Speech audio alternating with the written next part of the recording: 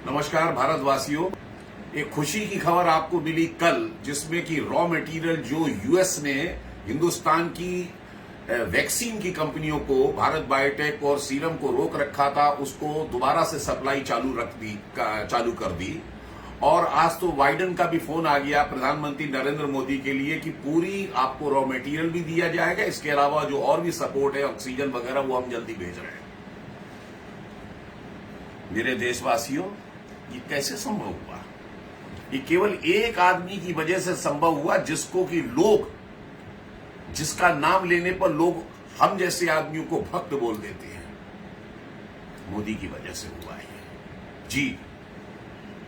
और ये बात उन लोगों को पचती नहीं है जो लोग मोदी विरोध में इतने अंधे हैं, जिनको ये नहीं दिखाई देता कि पाकिस्तान हिंदुस्तान में रोज आतंकवादी घटनाएं करने के बाद भाग जाता था, मजाक उड़ाता था। आज पाकिस्तान की आवाज बंद रहती है, इनको ये अच्छा नहीं लगता, इसलिए मोदी विरोध करते हैं। चाइना या हिंदुस्तान की धरती पर कब्जा कर लेता था, आज चाइना जब पीछे हट गया, इनको ये बुरा लगता है। इनको लगता है कि मोदी के आने के बाद ये हिंदुस्तान जो है इतना मजबूत कैसे हो गया। और ये 370 जहां पर भारत का एक दो निशान और दो विधान चला करते थे, ये इन लोगों को पसते नहीं है, इसलिए मोदी विरोध करते हैं। और आज आपको ऐसा लग रहा होगा कि इस कोरोना काल में भी ये सब मोदी की तारीफ करने क्यों बैठ गया, क्योंकि मुझे अच्छा लगता है ये, क्योंकि आज मेरा देश मजबूत है। आज उसने अमेरिका जैसे कंट्री को भी झुका दिया, जी झुका दिया बोल रहा हूं। जानते कैसे? ये टीका, ये जो रॉ मटेरियल उन्होंने ऐसे नहीं दिया।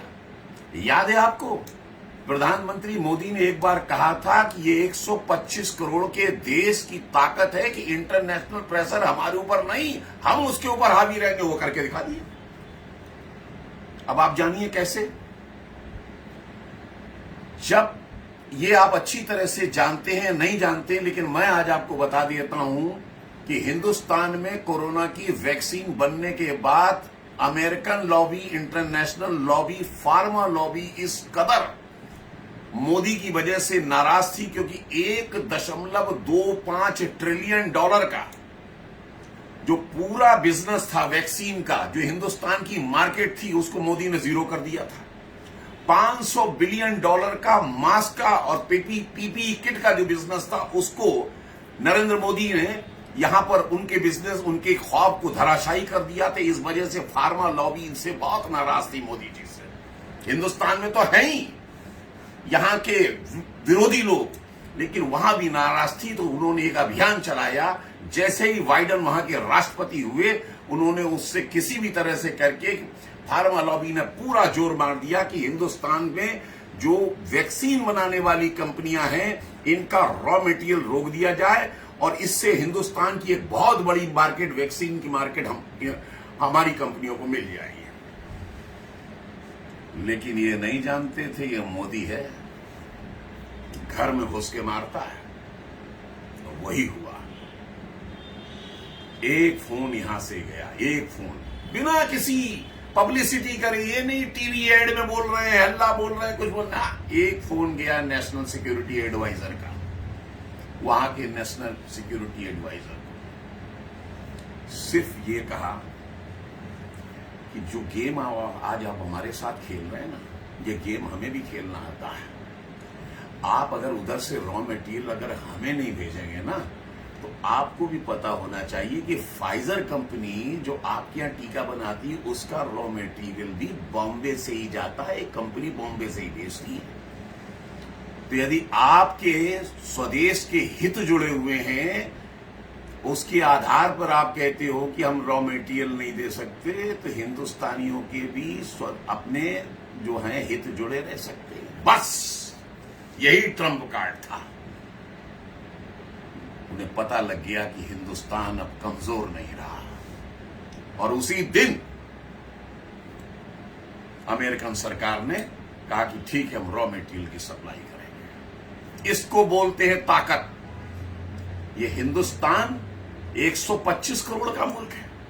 73 साल में किसी भी प्राइम मिनिस्टर ने आज तक अपनी इस ताकत को पहचाना नहीं था कि ये युग व्यापार का युग है, इसमें जिसके पास बड़ी मार्केट होती है वही देश सबको झुकाता है, जो मोदी जी ने करके दिखा दिया।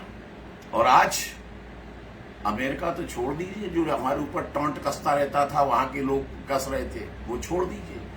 आज पूरा विश्व चकित हो गया कि हिंदुस्तान ने अमेरिका जैसे कंट्री की बांह मरोड़ दी, रातों रात में राजी कर दिया। रातों रात में वैक्सीन का रॉ मटेरियल तैयार होके वो हिंदुस्तान में आ रहा है। माय डियर फ्रेंड्स, भरोसा रखिए इस आदमी के ऊपर। और आज भी जो लोग हल्ला काट रहे हैं ना, ऑक्सीजन, रेमडेसिविर या दुनिया भर की बात कर रहे हैं, यही आदमी है जो आज भी आपको देश को सुरक्षित ले जाएगा और ले जा रहा है। लोग तो किशमिश के दाने में भी उसके पिछवाड़े में तिनका ढूंढ लाते हैं, इसलिए उस बात की परवाह मत करना। आपको केवल यह सोचना होगा, पूरे वर्ल्ड में जहां जहां पर कंट्रियां हैं उसकी पॉपुलेशन 138 करोड़ में 20,30,000 लोग मरे हैं। हिंदुस्तान में आज तक 135 करोड़ की आबादी में 1,97,000 आदमी मरा है।